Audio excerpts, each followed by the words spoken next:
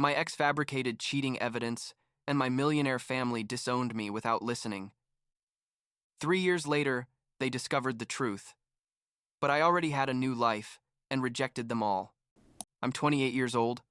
I live in Austin. I work as a tech consultant. And up until about 3 years ago, my family and I weren't speaking at all. Zero contact. And the reason is so absurd that I still have trouble processing it. Like, when I tell people about it, they look at me like I'm making up a telenovela, but I swear to you all of this happened exactly as I'm about to tell you. Basically, my ex-girlfriend fabricated evidence that I was cheating on her. My family believed her without asking me a single question. They kicked me out of their lives completely, and 3 years later, when they found out the truth, they didn't even apologize. That simple. That fucked up. I guess I should start from the beginning so you understand this whole story properly.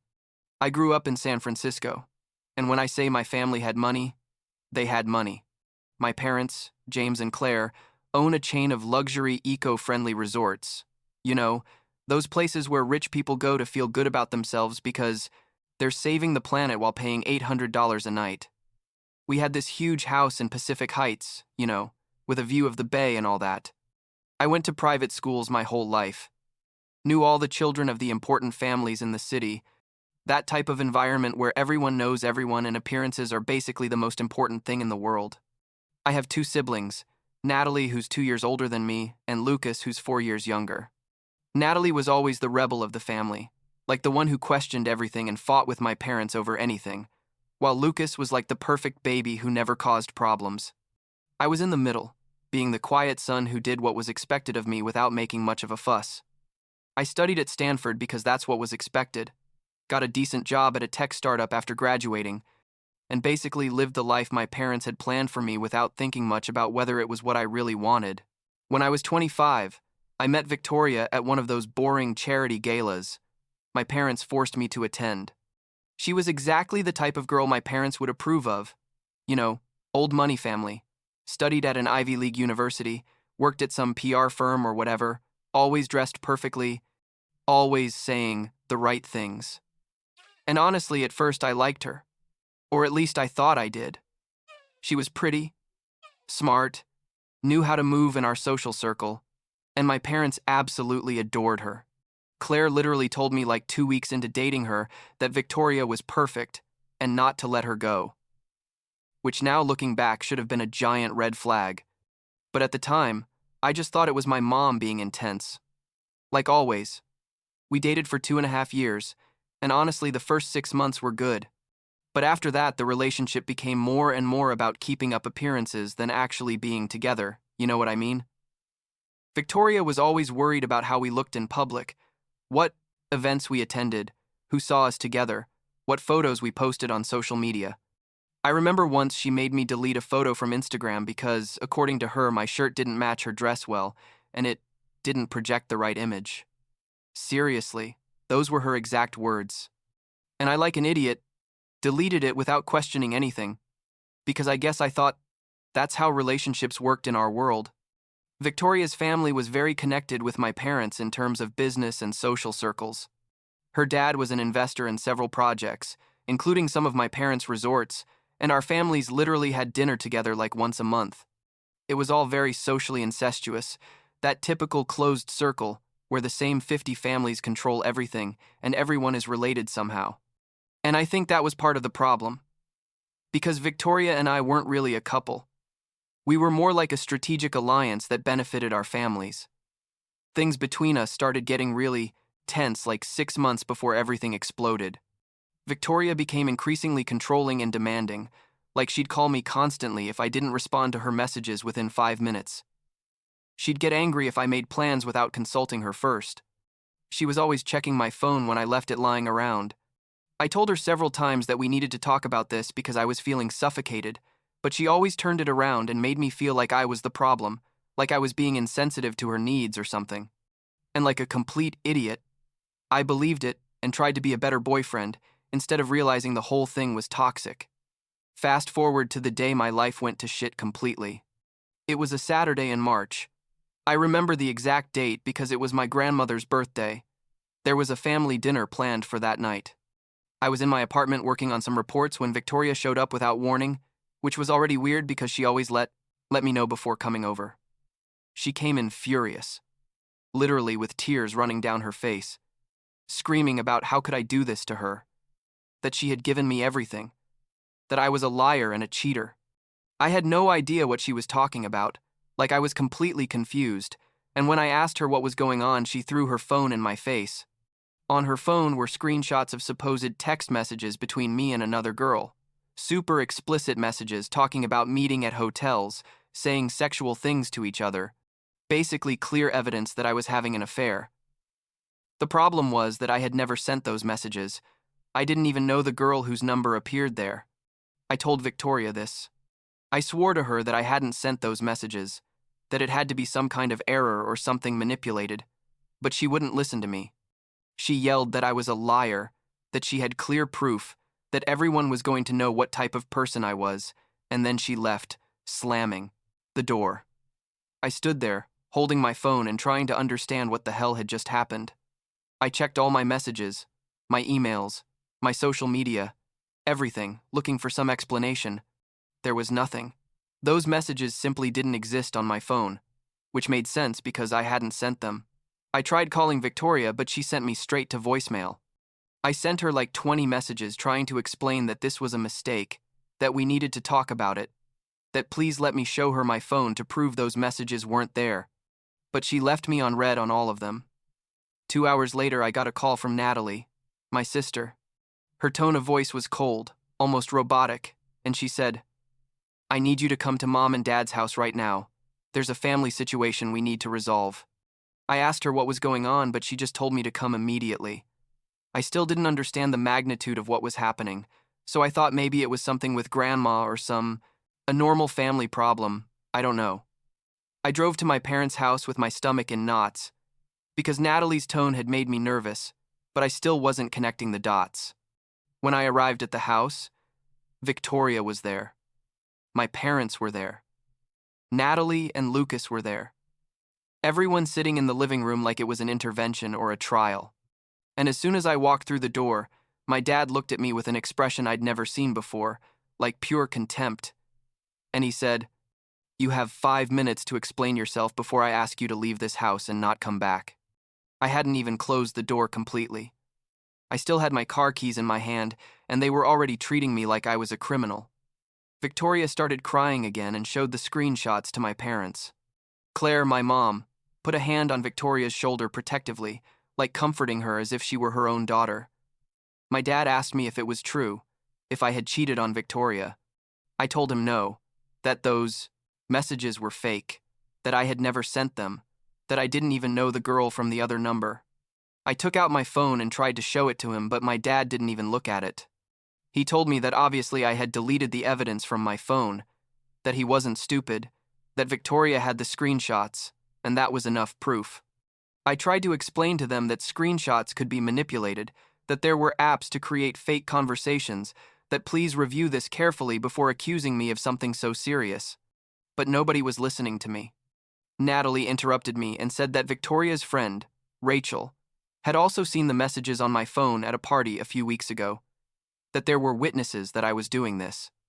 I didn't understand anything that was happening, like I felt like I was in an alternate dimension where everyone had gone crazy or something. I told Natalie that was impossible because I had never left my phone with Rachel. I didn't even remember talking to her at any recent party. My mom looked at me with tears in her eyes and told me she was very disappointed in me, that she had raised me better than this, that how could I do this to Victoria after everything she had done for me, that I had damaged our relationship with Victoria's family, that this made us all look bad. And that's when I understood that this wasn't really about whether I had cheated on Victoria or not. It was about the family image, about business, about social connections.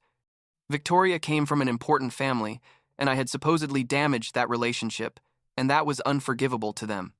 I begged my dad to listen to me, to let me investigate this, that there was something very strange going on, and we needed to get to the bottom of it. But he just told me he didn't want to see me again, that I had disrespected Victoria, her family, and ours. Said I knew perfectly well how important our relationship with Victoria's family was for business, and yet I had decided to destroy everything with my selfish and inconsiderate behavior. I remember Lucas, my younger brother, was sitting on the couch not saying anything, just looking at me with this expression of disappointment that broke my heart because we had always been close. I tried one last time to defend myself. I told them they knew me, that they knew I wouldn't do something like this, that they'd been my parents for 25 years and should at least give me the benefit of the doubt before believing someone else over me. My dad got up from the couch, walked toward me, and told me in a low but firm voice, "You have 1 week to get all your stuff out of the apartment we pay for. After that, we'll change the locks. Your credit card is canceled as of now. You're no longer part of this family.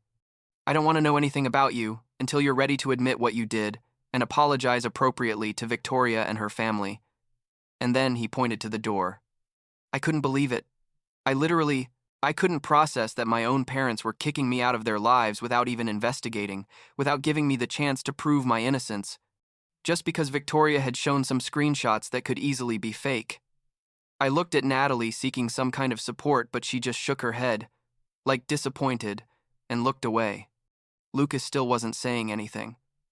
Victoria was crying on my mom's shoulder, and my dad kept pointing at the door, waiting for me to leave. I left that house feeling like I'd been hit by a train. My hands were shaking so much I could barely get the key in the car lock. I drove back to my apartment without really remembering how I got there, like I was on complete autopilot. And I spent that whole night and the next day trying to understand what had happened, checking my phone over and over, looking for some explanation, calling Victoria without her answering, sending messages to my parents that were never responded to. The following week was one of the worst of my life. My parents followed through on their threat and cut me off completely. The credit card stopped working. My access to the shared savings account was eliminated. My calls and messages to any family member were completely ignored. I received an email from a lawyer informing me that I had until Friday to vacate the apartment or face trespassing charges, because it turns out that although I had lived there for 3 years, technically the rental contract was in my dad's name and he could kick me out whenever he wanted. I had to pack up my entire life in 1 week. Fortunately, I had some money saved from my job, like about $15,000 that I had kept in a personal account. But it wasn't much, considering San Francisco is super expensive, and I had just lost my complete safety net. I called some friends, but they were all part of the same social circle as my family, and either they didn't answer or they told me they couldn't get involved in family drama. Basically, I realized that my entire social life was completely interconnected with my family and their money, and without that, I was nobody to those people. The only thing that kept me relatively sane during those days was focusing on practical aspects. I looked for cheap apartments. The cheapest I could find in the Bay Area, which was ridiculously expensive anyway. I calculated how long I could survive on my savings. I researched job options because although I had my startup job, the salary wasn't enough to support myself without my parents' financial help that I'd honestly gotten used to without realizing it. And at some point during all that chaos, I made the decision that I needed to leave San Francisco completely, start over in a place where nobody knew me, and I could rebuild my life without my family's shadow over me. I spent like 2 months living in a horrible apartment in Oakland, working and saving every penny I could while researching which city to move to. I considered several options but eventually decided on Austin, Texas. It was a city with a good tech industry where I could find work. The cost of living was much lower than San Francisco, and it was far enough away to guarantee I wouldn't accidentally run into anyone from my old life. I quit my job, sold my car because I needed the money, bought a one-way plane ticket, and moved to Austin with 2 suitcases and about $10,000 in my bank account. Arriving in Austin was terrifying and liberating at the same time. I didn't know anyone, didn't have a job, didn't have a car. Basically, I was starting my adult life over again at 25 years old, as if I were fresh out of college. I rented a room in a shared apartment with 3 roommates I found on Craigslist, got an entry-level job in software sales that paid like $45,000 a year, a fraction of what I earned in San Francisco, but enough to survive in Austin, and dedicated myself to rebuilding my life from scratch. And you know what? For the first time in my life, I felt like I was living on my own terms, without my parents' expectations, without having to maintain any image, without the pressure of being the perfect son of the perfect family. The first 6 months were tough, I'm not going to lie. I missed parts of my old life, not my family necessarily because I was still super angry and hurt by how they had treated me, but I missed the financial security, the comfort of not having to worry about paying rent, that kind of thing. But little by little, things improved. I met new people. People who valued me for who I was and not for my family's last name or my parents' bank account. I started standing out at my work and got a promotion after 8 months. I liked Austin. The city had a completely different vibe from San Francisco, more relaxed, less focused on appearances and social hierarchies. About a year into being in Austin, I met Emma at a tech networking event. She's a freelance graphic designer, comes from a middle-class family in Minnesota, and is basically the opposite of Victoria in every possible way. Emma is genuine, warm, doesn't care at all about appearances or what other people think, and from the beginning treated me like a normal person instead of as an extension of my family or my social status. We started dating, and honestly, it was the first time I felt like I was in a real relationship based on genuine connection and not social convenience. I told her my whole story with Victoria and my family on our third date, because I felt like I needed to be honest about my past before things got more serious. Emma listened to me without judging, and then told me she thought it was incredible that I had the strength to start over. After something like that most people would have gotten stuck in resentment or would have tried to go back to their family no matter how toxic the situation was. And I think that was the moment I realized Emma was special, that she saw me for who I really was and not for my history or my past. Meanwhile, I kept working hard and building my career. About 2 years into being in Austin, I had moved up several positions at the software company and was earning, well, like close to $80,000 a year, enough to live comfortably and save. I started considering the idea of starting my own tech consultancy because I had identified a niche in the market that nobody was filling well. Emma completely supported me in the idea. She even helped me design all the branding and website without charging me anything because, according to her, partners support each other in their dreams. About a year and a half ago, I launched my own consulting firm, focused on helping small and medium businesses optimize their sales and CRM systems. And the first months were slow, but then I got a couple of big clients who were super happy and started referring me to other companies. Now I have like 15 regular clients. I earn more than I ever earned working for someone else, and basically I built a successful business completely on my own, without my family's help or connections. And I'm not gonna lie, there's a part of me that feels immense satisfaction about that. Like, I showed them I didn't need them after all. Emma and I moved in together a year ago, bought a small house in a quiet Austin neighborhood, adopted a dog. Basically, we have this super normal and happy life that I never could have had if I had stayed in San Francisco living under my parents' expectations. And 6 months ago, I proposed to her, and she said yes. So now we're planning a small and intimate wedding for next year, just with close friends and Emma's family. Nothing ostentatious or focused on appearances, just a genuine celebration of our love and our commitment. But of course, my family couldn't leave me in peace forever. About 3 months ago, I got a call from Natalie. The first time I'd spoken with anyone from my family in literally 3 years. At first, I wasn't going to answer because a number was still saved in my phone. And when I saw who was calling, I felt like my heart was going to jump out of my chest. But something made me answer. Maybe curiosity. Maybe the stupid hope that they were finally going to apologize. I don't know. I answered, and Natalie said my name with a trembling voice and then started crying.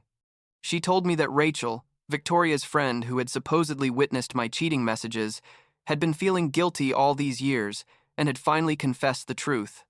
Turns out Victoria had fabricated everything completely. She had used Photoshop to create the fake screenshots, had gotten a burner phone with a number similar to mine to send some real messages from that number to another phone she controlled to make the fabrication more convincing, and had asked Rachel to lie about having seen the messages on my phone. But it had all been an elaborate manipulation, because Victoria was obsessed with controlling me, and when she felt I was starting to distance myself from the relationship, she decided to destroy me socially to keep me tied to her or to punish me for trying to get away. Natalie told me all this crying and apologizing, saying that she should have believed me, that she should have investigated more, that she felt horrible about how they had treated me. I asked her if my parents knew the truth, and she said yes, that Rachel had confessed to the whole family like 2 months ago. I asked her if my parents were going to call me to apologize, and there was a long and uncomfortable silence before Natalie said that they wanted to give me space before contacting me, that they knew I was probably very angry and wanted me to process the information first. So let me see if I understand this correctly. My parents kicked me out of their lives without asking me a single question, destroyed my relationship with them based on completely fabricated evidence, forced me to start my life over from zero without any kind of support, and now that they know the truth, their response is to give me space instead of picking up the fucking phone and apologizing. I'm not gonna lie to you. In that moment, I wanted to yell at Natalie, tell her they could all go to hell, hang up and block the number. But I stayed quiet listening, because a part of me needed to know everything that had happened. Natalie told me that my parents had confronted Victoria and her family with Rachel's confession. Victoria's family had been mortified, and supposedly Victoria had had some kind of mental breakdown when everything came to light. My parents had cut all business ties with Victoria's family, which probably cost them quite a bit of money, but apparently they had to do it to maintain their integrity, or something like that. Victoria had moved to New York, and nobody knew much about her. And now my family wanted to reconnect with me, because supposedly they had realized their mistake. I asked Natalie directly why she was calling me and not my parents.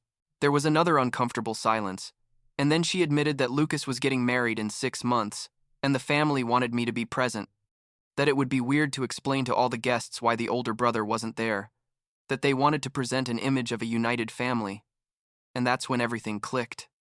This wasn't about them really feeling bad about how they had treated me or wanting to repair our relationship because they missed me.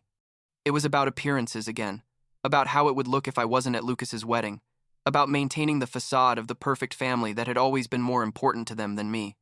I told Natalie that I appreciated her call and her apology, that I understood she had also been manipulated by Victoria, but that I wasn't interested in reconnecting with my parents or with Lucas, that they had made it very clear 3 years ago that their image and their business relationships were more important than me, and that nothing that had happened changed that. Natalie tried to convince me, said that family is important, that we all make mistakes, that my parents really felt bad even though they didn't know how to express it. I told her that if they really felt bad, they could have called themselves at any time during the last 2 months since they found out the truth. That the fact they didn't told me everything I needed to know. I hung up that call feeling strangely at peace. I had spent the last 3 years rebuilding my life, establishing healthy boundaries, surrounding myself with people who genuinely valued me. And I wasn't going to allow my toxic family to come back into my life, just because now it was convenient for them. Emma came home like an hour later, and I told her everything. She hugged me and told me she was proud of me for standing firm, that she knew it hadn't been easy, but that I had made the right decision. The following weeks, I received messages from several family members. Lucas sent me a long text saying he really wanted me at his wedding, that he missed me, that he understood I was angry but hoped we could get past this. My mom sent me a formal email saying she regretted any misunderstanding. Didn't contact me directly, but Natalie told me he expected me to act maturely and attend Lucas's wedding. Even some old friends from San Francisco, people who had completely ignored me when I was disowned, suddenly started sending me messages on social media, asking how I was and suggesting we catch up. I responded to everyone essentially the same thing. I appreciated them reaching out, but I wasn't interested in resuming any relationship.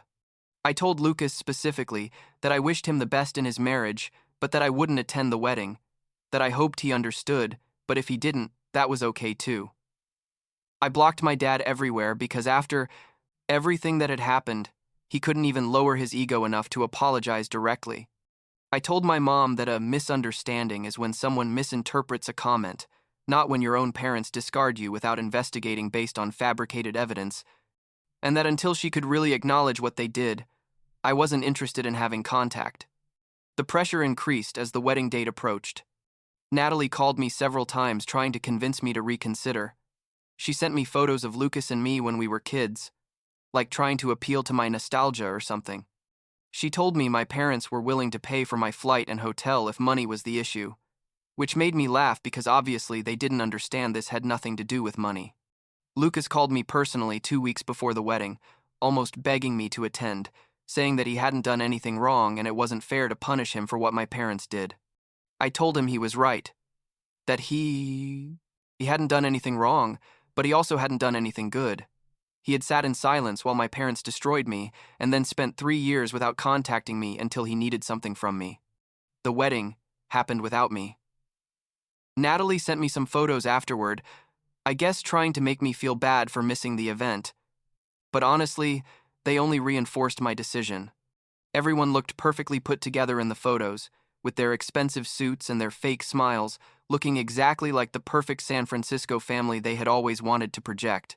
And I was grateful not to be part of that farce anymore. About 2 weeks ago, my parents finally sent me a physical letter to my address in Austin. I don't know how they got it, but I guess they have their ways. The letter basically said they were disappointed that I had rejected their attempts to reconnect, that it had been selfish of me to ruin Lucas's wedding with my absence, which is ridiculous because I literally didn't do anything. I simply didn't go. And that when I was ready to be part of the family again, they would be willing to forgive me for my immature behavior during this whole matter. When I read that, I literally laughed out loud. Not even after all this, not even knowing Victoria fabricated everything, not even after their initial response of kicking me out without asking questions turned out to be completely unfair, could they simply apologize and acknowledge their part in all this. Everything was still about how I had disappointed them. Emma read the letter and suggested we burn it ceremonially in our fireplace. We did that night, watching the paper turn to ashes while we drank wine and threw sticks for the dog. And it was like finally closing that chapter of my life in a definitive way. I blocked the last family numbers I hadn't blocked yet. I asked Natalie not to contact me anymore unless it was a genuine life or death emergency. I canceled all my old social media accounts and created new ones where no San Francisco contacts could find me. Now Emma and I are focused on our future together. We're planning our wedding for next spring, something small and intimate at a vineyard near Austin, only with 40 guests who are people who genuinely matter to us and support us. My business is growing well. Emma just landed a big contract with a tech company. We bought a house we love. We have friends who are more family to me than my biological family ever was. And most importantly, I have peace of mind knowing I made the right decision by standing firm on my boundaries. Sometimes people ask me if I miss my family or if I'll ever forgive them. And honestly, I don't know. Maybe someday if my parents really apologize, if they fully acknowledge what they did and work to earn my trust back, maybe we can have some kind of superficial relationship. But that would have to come from them, not from me, and it would have to be genuine, not motivated by appearances or convenience. And, until that day, if it ever comes, I'm completely fine with keeping them out of my life. What this experience taught me is that family isn't just blood. It's the people who are there for you when things get tough, who believe you when you tell the truth, who support you even when it's not convenient for them. Emma is more family to me than my parents ever were. My friends here in Austin, who helped me when I arrived without knowing anyone, are more family than Lucas, who stayed silent while they kicked me out. And that's a lesson I'll never forget. So yeah, that's my story. My ex-girlfriend fabricated evidence of infidelity. My family believed her without asking me a single question. They kicked me out of their lives. 3 years later, they found out the truth and didn't even apologize appropriately. And I decided I prefer my new life without them than going back into that toxic circle of appearances and manipulation. And you know what? I don't regret that decision one bit.